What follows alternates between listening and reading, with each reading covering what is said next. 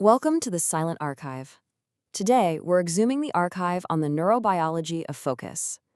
We're going to explore how your ability to concentrate is not just fading, it's under active attack, how your brain is being systematically rewired, and what you can do to reclaim it. So let's just start with a clinical fact about the state of your attention. That feeling you have that you can't seem to focus, that's not a personal failure. It's not a lack of willpower. It is the result of a system expertly designed to capture and fracture your mind. The core argument we are laying out today is this: your attention has been turned into a commodity. Every single scroll, every notification you check, your focus is being mined, packaged, and sold. It's an incredibly valuable resource, and right now, it's not yours. This is the ultimate rebellion against that machine. All right, so let's begin. We're going to start by auditing the global infrastructure that has been built specifically to liquidate your focus. Here's how it works. Your attention is captured, it's broken up into these tiny little fragments, and then it's sold. You need to understand that the notifications, the infinite feeds, these are not just features, they are weapons, predatory tools designed to keep you hooked, to constantly yank your focus away from anything meaningful. And this brings us to a concept that is absolutely crucial: cognitive sovereignty. Think of it as your fundamental right to mental self-determination. Every quick check of your phone, every little glance is a direct assault on this sovereignty. It's a moment where your attention is controlled by an external trigger, not your own will. Okay, so to really grasp how our attention is being captured, we need to look at the battlefield itself. And that battlefield is the very architecture of your brain. Now, the central command for your focus is a tiny region of your brain called the Anterior Cingulate Cortex, or the ACC. It acts like a switchboard, the primary gatekeeper for your attention. It's what decides what gets your focus and, more importantly, what gets ignored.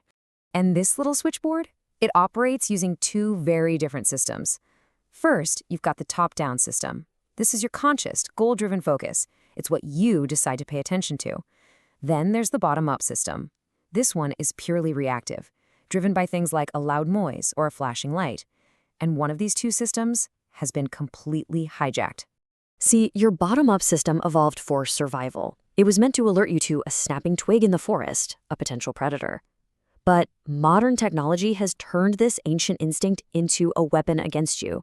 It's created this relentless loop of artificial alerts, dings, and rewards that leaves your brain in a state of chronic, exhausted vigilance. Now, let's move on. It's time to deconstruct a biological lie, one that's been sold to you as some kind of necessary modern skill. This is so critical to understand. When you think you're doing two things at once, you're not. What you're actually doing is forcing your brain to toggle back and forth again and again in a process that is neurologically inefficient and incredibly costly. And every single time you switch, from your work to an email, from a conversation to a text message, you pay a steep biological price.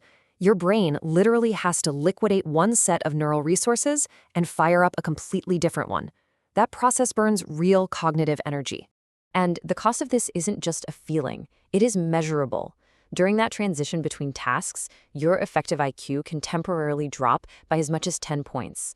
Why? Because your brain is so busy reconfiguring itself, it leaves fewer resources for actual high-level thought. Constantly switching literally makes you dumber in the moment. But what's worse, maybe, is what gets left behind. It's this residue. It means a part of your brain is still thinking about that email you just checked, even after you've tried to go back to your main task. This is the source of that structural brain fog that no amount of caffeine is ever going to clear. And here's the crucial point, the real danger. When you lose your ability to focus for extended periods, you risk losing the ability to generate deep, original thought.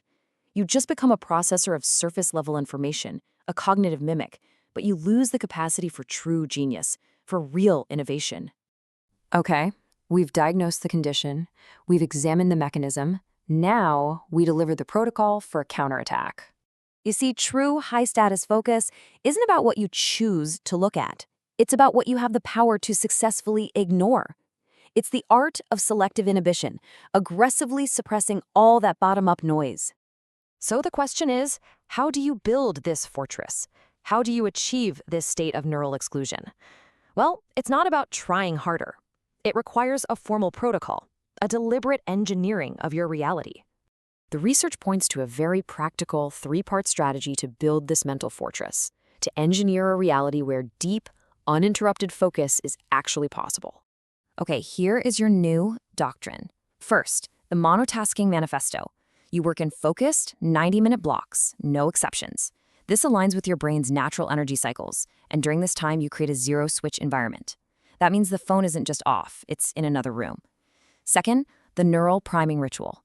Before you start, just 2 minutes of deliberate, focused breathing to calm that reactive bottom-up system. And third, digital fasting. The first 60 minutes of your day are a total digital blackout. This allows you to calibrate your internal state before the world starts screaming for your attention. And this leaves us with a final, provocative thought on the future of power and influence. It suggests that the ability to create, to lead, to truly innovate, it might just belong to the very few who master the art of exclusion. In a world that is engineered for your distraction, your focus is your most valuable asset. Protecting it isn't just about productivity. It's about preserving your ability to think, to create, and to live deliberately. You are the architect of your own silence. All right, let's get right into it. What we're talking about today isn't just about being a little distracted. No, this is about a full-on rebellion for your own mind. We're going to break down the modern crisis of attention and the fight to take back our cognitive sovereignty. Let's just start with a cold, hard truth. Just let this one sink in. Your attention is no longer your own. It's not just something you lose, it's something that has been taken from you, shattered into tiny pieces, and sold off to the highest bidder. And this idea completely changes the game. That feeling of being pulled in a dozen different directions at once, that's not a personal failing. It's not a lack of willpower. It's an invasion. Every ping, every notification, it's a calculated attack on your focus. And here's the consequence of that invasion. The simple act of just thinking about one thing deeply for an hour, that's not normal anymore. In today's world, that's a genuine superpower. It's what separates the people who create from those who just react. So that leads us right into our first section, the attention heist. But look at that subtitle, the liquidation of your identity. Because we're not just talking about losing time here. We're talking about the systematic dismantling of who you are. You know that constant brain fog, that feeling of being mentally scattered even when you're trying to focus? Well, there's a clinical name for it, chronic attention residue. It's this state of permanent cognitive half-life. Every single time you switch from one task to another, you leave a little piece of your consciousness behind. And here's the cultural trap we've all fallen into.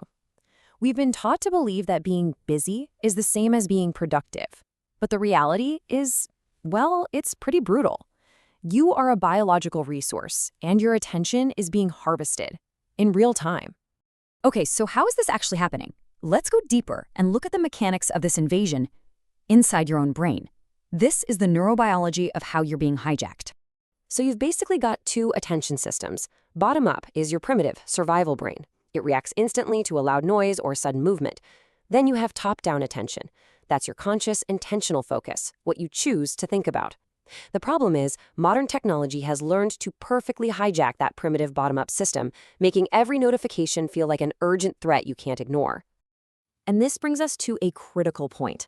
The whole idea of multitasking, it's a complete myth, a biological lie. Your brain literally cannot focus on two complex things at once. What it's actually doing is switching back and forth between them incredibly quickly. It's called sequential task switching. And every single one of those switches has a cost. It's a real measurable price called the cognitive switch cost. Every time you jump from that report to check an email, your brain has to pay a tax, liquidating neural resources and leaving behind more of that attention residue. And the price is staggering. It's not free. That little switch can temporarily drop your functional IQ by as much as 10 points. Just glancing at a text while you're working on something hard literally makes you dumber in that moment. Now, all this constant switching adds up over time, and the long-term effects are devastating. This is where we get into the cumulative cost of all this fragmentation, or as our source material calls it, becoming a curated ghost. This timeline, it paints a pretty grim picture. You know, at age 25, it just feels like a minor annoyance. By 35, it's become that chronic attention residue we talked about. But by 45, the damage is severe. You're left with what's called a hollowed-out consciousness, a brain that's been rewired for distraction. And in that state, you become what's known as a cognitive mimic. You get really, really good at skimming, reacting, and processing surface-level stuff. But that ability to go deep, to form a truly original thought, it's basically gone. You can repeat what you've heard, but you can't generate your own wisdom anymore. And this quote just perfectly captures the end result. You are visible in 1,000 digital places, but present in none of them. You've got the profile, the feed, the avatar, but your actual focused self, it's nowhere to be found. You're literally a ghost in the machine. So how in the world do we fight back? This is where we get to the solution, the Focus Sanctuary Protocol. And just notice the language here. This isn't about passively reading a few tips. This is about aggressive exclusion. It's about building a fortress. The protocol is a 3-step strategy. First, the monotasking manifesto. Second, a neural priming ritual to get your brain ready. And third, digital fasting to detox your attention. Let's break each one down. Okay, first, the manifesto. This is non-negotiable. You set aside 90-minute blocks for one single task. No switching is allowed, period. Your environment needs to be completely silent. And the biggest rule of all, if your phone is in the same room, you've already failed. The protocol is compromised. Next, right before you start that 90-minute block, you do the neural priming ritual. It's just a 2-minute exercise, like focused rhythmic breathing, to quiet down that reactive bottom-up brain of yours. You're basically telling your brain, okay, the noise is over. It's time to work. And finally, digital fasting. This is how you win the morning. For the first hour of your day, you are in a complete digital blackout. No phone, no email, no news, nothing.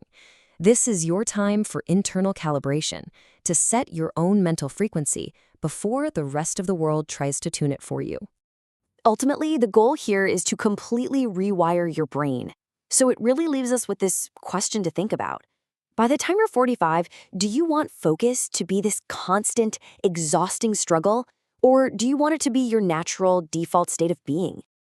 And that's the bottom line. The forces trying to fragment your attention are powerful, yes, but you are not helpless. The power and the responsibility are in your hands. You are the architect of your own silence. You get to design the life of focus you want.